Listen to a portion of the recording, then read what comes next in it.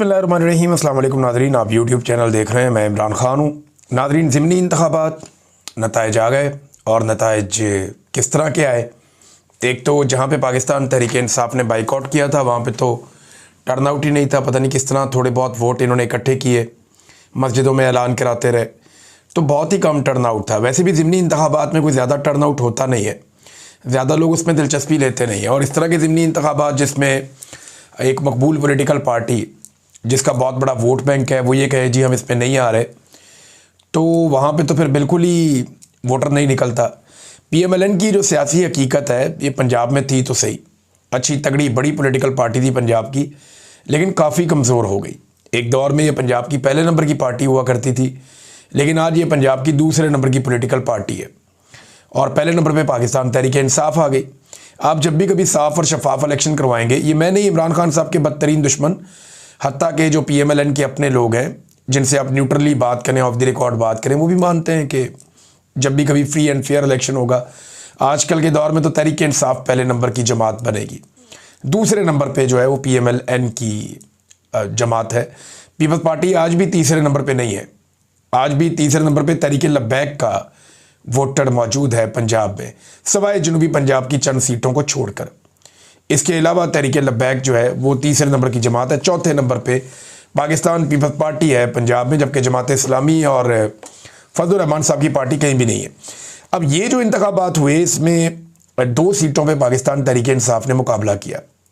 एक लाहौर में मियां अजहर साहब की वफ़ात के बाद इलेक्शन उनके बेटे को लड़ना चाहिए था, लेकिन वो एक और उम्मीदवार को खड़ा किया गया और उसको बहुत सपोर्ट भी किया हमाद अजहर साहब ने।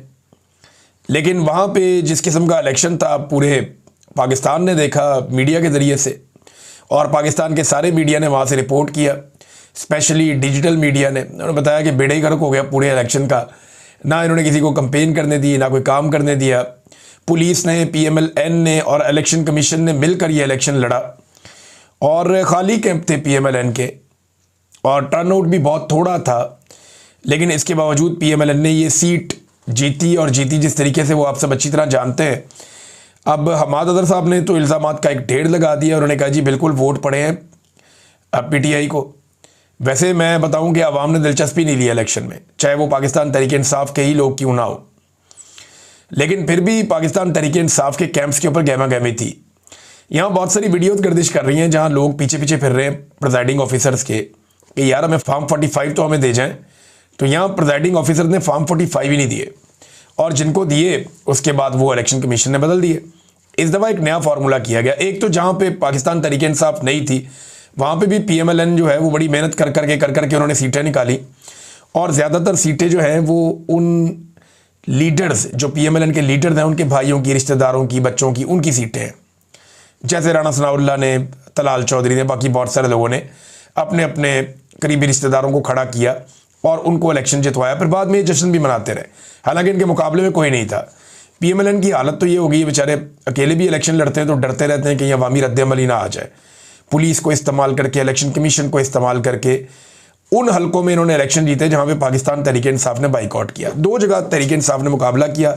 लाहौर का मैंने आपको बताया कि बहुत सारे सबूत सामने आ चुके हैं अब तक और बार बार आ रहे हैं, लेकिन हरीपुर में तो कमाल ही हो गया। हरीपुर में जो गवर्नमेंट है वो पाकिस्तान तहरीक इंसाफ की है वहाँ खैबर पख्तूनख्वा में, लेकिन इसके बावजूद वहाँ पे PMLN को ये सीट जितवा दी गई। हमने देखा खंदकें खोद दी, हमने देखा कि जो RO का दफ्तर है उसको मुकम्मल तौर पे सील कर दिया गया, बंद कर दिया गया। लगभग 95% फॉर्म 45 हासिल किए उमर अयूब की एहलिया के इलेक्शन में पाकिस्तान तहरीक इंसाफ के वर्कर्स ने, यानी 95% हासिल किए। और इनके मुताबिक जो उमर अयूब ने स्टेटमेंट जारी किया और जो हसनैन रफ़ीक साहब रिपोर्ट कर रहे थे नया पाकिस्तान वाले, और दीगर मीडिया भी वहाँ से ये रिपोर्ट कर रहा था, हत्ता कि बहुत देर तक जो पाकिस्तान का रवायती मीडिया है, इलेक्ट्रॉनिक मीडिया, TV चैनल्स, वो भी यही बताते रहे कि 25,000 की लीड से उमर अयूब की एहलिया आगे चल रही थी, जबकि जो PMLN का उम्मीदवार था बाबर वो पीछे चल रहा था। ये हर तरफ रिपोर्ट हो रहा था, लेकिन फिर अचानक से ये जो बढ़तरी है ये तब्दील हो गई और PMLN का कैंडिडेट जो है वो मुकाबला जीत गया। अब ये बहुत सारे सबूत हैं। मिसाल के तौर पे यहाँ पे आप ये एक और सबूत देखिए, ये ढेर लगा हुआ है, दर्जनों के करीब है। यानी ये एक फॉर्म 45 है हतार पोलिंग स्टेशन का। अब इसमें अगर आप देखें कि उमर अयूब के जो शहनाज उमर अयूब जो उनकी अहलियाँ हैं, उनके 453 वोट हैं और इसके बदले में बाबर नवाज के 132 वोट हैं। तो आप अंदाज़ा लगा लें कि कुछ 350 वोटों का फ़र्क है, इतने ज़्यादा वोट उन्होंने लिए हैं। लेकिन जब आप जाते हैं और देखते हैं जाके ये इलेक्शन कमीशन का रिज़ल्ट, अब ये फॉर्म 45 कुछ और कह रहा है, लेकिन जब आप इलेक्शन कमीशन के ऊपर जाके फॉर्म 45 देखते हैं तो वहाँ पे बिल्कुल उल्टा रिज़ल्ट है और उस रिज़ल्ट में PMLN के कैंडिडेट को आगे ले गए। तो इस तरह से 2 नंबरी करके PMLN को ये सीट दिलवाई गई है। हैरतअंगेज़ तौर पे बहुत सारे कारकुन इकट्ठे तो हो गए थे और वो RO दफ्तर को घेर रहे थे, लेकिन फिर हमने देखा कि वहाँ से उमर अयूब और बाकी लोग निकल गए। उमर अयूब ने एक स्टेटमेंट भी जारी किया। ये अपोजिशन लीडर थे पाकिस्तान तहरीक इंसाफ के कौमी असम्बली में, फिर इन्हें 9 मई के केस में नाअहल किया गया, तो अब इनकी सीट के ऊपर ये इलेक्शन हो रहा था। तो उमर अयूब साहब जो है उन्होंने स्टेटमेंट देते हुए कहा कि यहाँ पे पुलिस भी है, यहाँ पे FC भी है, दीगर फोर्सेस भी हैं और बहुत बड़ी तादाद में इकट्ठी की गई है। तो ये इलेक्शन हमसे ज़बरदस्ती छीना गया है, हम इस रिज़ल्ट को तस्लीम नहीं करेंगे। और इस रिज़ल्ट में 25,000 की लीड से जीत रही थी उमर अयूब की अहलिया, जबकि बाद में PMLN के उम्मीदवार को जितवा दिया गया।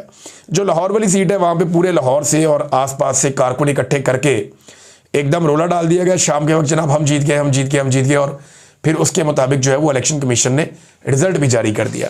इस दफ़ा ना इलेक्शन कमीशन ने एक नई कार्रवाई डाली और एक नए तरीके से काम किया। यानी एस्टेब्लिशमेंट अपनी गलतियों से सीखती है ना, वो ये देखते हैं कि माजी में उन्हें मार पड़ी फॉर्म 45 और फॉर्म 47 वाले गेम में और बहुत बदनामी हुई पूरी दुनिया में। अब उन्होंने एक और काम किया, उन्होंने कहा जी कि फॉर्म 45 पे कांटे लगाने की बजाय ना एक नया काम करते हैं, यहाँ बड़ी लान तान होती है। उन्होंने किया ये कि फॉर्म 45 तो जारी कर दिए, जहाँ जहाँ पे लोगों ने ज़्यादा दबाव डाला उनको दे दिए, लेकिन उसके बाद जो इलेक्शन कमीशन का अपना सिस्टम है उसके अंदर दूसरा फॉर्म 45 डाल दिया और वहाँ पे दावा कर दिया ये ठीक है।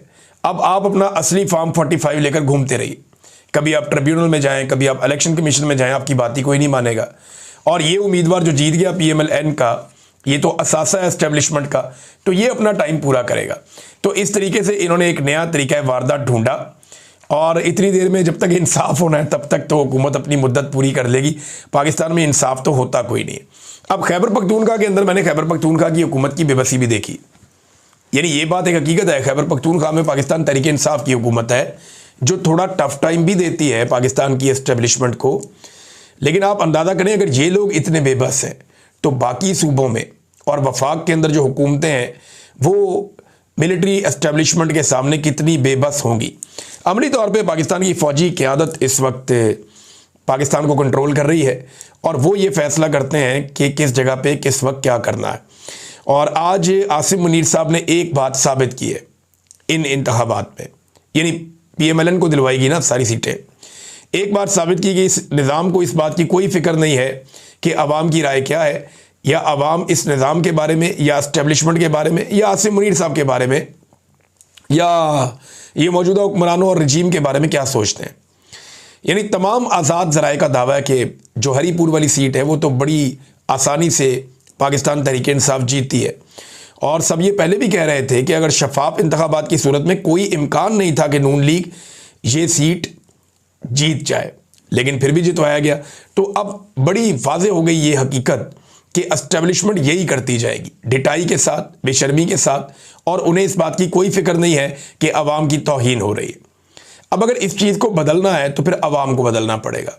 ये अब ऐसे नहीं बदलेगा, ना इसको अदालत ठीक करेगी, ना इसको पार्लियामान ठीक करेगी, ना इसको इंसानी हकूक़ की तंजीमें ठीक करेंगी, ना इसको अमेरिका ठीक करेगा, ना इसको IMF ठीक करेगा, ना ही इसको यूरोपीय यूनियन ठीक करेगा, ना ही इसको बरतानवी सफ़ीर ठीक करेगा।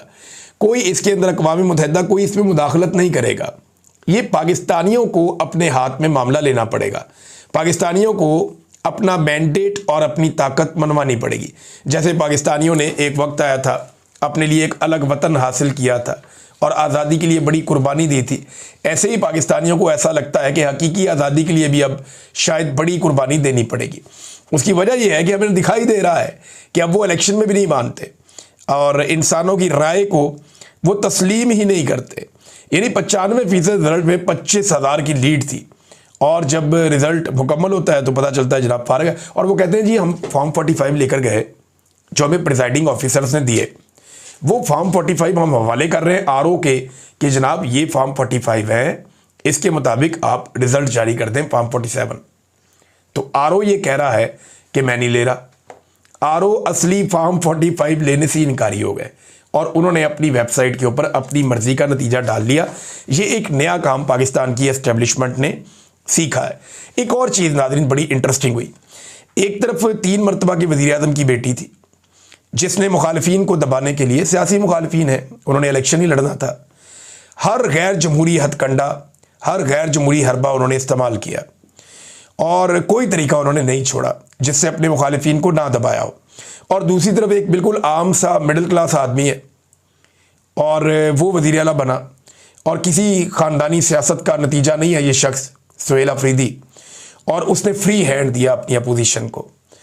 अब इसमें जनाब सुहेल अफरीदी का एक स्टेटमेंट भी है कि हरीपुर इलेक्शन में नून लीग के रहनुमाओं ने मुझ पर ज़ाती हमले किए, गालियां दी, लेकिन मैंने किसी के खिलाफ कोई कार्रवाई नहीं की क्योंकि खैबर पख्तूनख्वा में जमहूरियत है, आज़ादी है।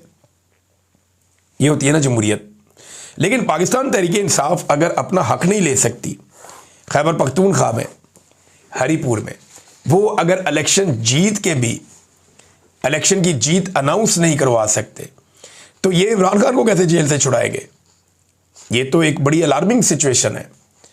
यानी मैं एक अगर न्यूट्रल तज्जिया आप इसका करें कि खैबर पख्तूनख्वा का एक ज़िला है, वहाँ पे एक इलेक्शन हो रहा है एक तहसील में, और उस इलेक्शन में खैबर पख्तूनख्वा की हुकूमत का उम्मीदवार जीत भी रहा है, लेकिन वहाँ पे सिस्टम जो है वो जो उसी सूबे में काम करने वाला सिस्टम है, आरओ भी वहीं का, प्रिजाइडिंग ऑफिसर भी वहीं पे, और वो 2 नंबरी करके उन्हें हरा देते हैं जीतने वाले को और हारने वाले को जिता देते हैं। तो जब आप यहाँ इंसाफ नहीं ले सकते तो पंजाब की एक जेल में बंद अडियाला जेल में इमरान खान के लिए आप इंसाफ कैसे लेंगे? ये सवाल पैदा होता है। ये एक टेस्ट केस होना चाहिए खैबर पख्तूनख्वा की हुकूमत के लिए कि वो इसे कैसे देखते हैं। दर्जनों सबूत हैं नादरीन जो सोशल मीडिया के ऊपर वायरल है, आप देख सकते हैं जाके, पूरा ट्विटर भरा हुआ है, पूरा का पूरा यूट्यूब भरा हुआ है, हर तरफ सबूत हैं। और जो लोग ये सबूत इकट्ठे कर रहे थे उनके साथ क्या किया गया? आगा शेख सरवर साहब को एक मरतबा फिर गिरफ्तार कर लिया गया। इन्होंने काफ़ी बेनकाब किया इस इलेक्शन में, कवरेज कर रहे थे, उन्हें वहाँ से उठा लिया गया। पहले भी इन्हें गिरफ्तार किया गया था, ज़ईम लगारी साहब को गिरफ्तार किया गया था, बार बार हमारे एक बड़े अच्छे जर्नलिस्ट हैं शाकिर रेवान साहब, उनको गिरफ्तार किया गया, सिद्दीक जान साहब को किया गया, सतूर साहब को किया गया, मुतीउल्लाह जान साहब को किया गया, साकिब बशीर साहब को गिरफ्तार किया गया जिस वक्त वो अपनी सहाफ़ती जिम्मेदारियां अदा कर रहे थे। और मैं किस किस का नाम लूँ? बेशुमार हमारे जर्नलिस्ट साथी हैं जिन्हें बार बार गिरफ्तार किया जाता है, उनको परेशान किया जाता है। जो लोग भी इस रजीम के ख़िलाफ़ या इनकी ज़्यादती के ख़िलाफ़ कोई खबर ढूंढ कर लाते हैं या इन्हें बेनकाब करते हैं, उनके साथ यही किया जाता है। तो ये इंतहाई काबिल मज़म्मत है। आगा शेख सरवर साहब का पता करना चाहिए, और अगर इन्होंने कोई जुर्म किया तो फिर आप कानून के मुताबिक सामने लेकर आए ना। आप गायब कैसे कर सकते हैं? बाकी सहाफ़ी साथी ढूंढ रहे हैं और वो कह रहे हैं जी हमें पता ही नहीं चल रहा कि ये किधर गए हैं। मैंने जितने लोगों से बात की उन्होंने कहा जी कि अभी तक कुछ पता नहीं है। जब मेरी लास्ट टाइम बात हुई रात गए तब तक ये सूरत हाल थी।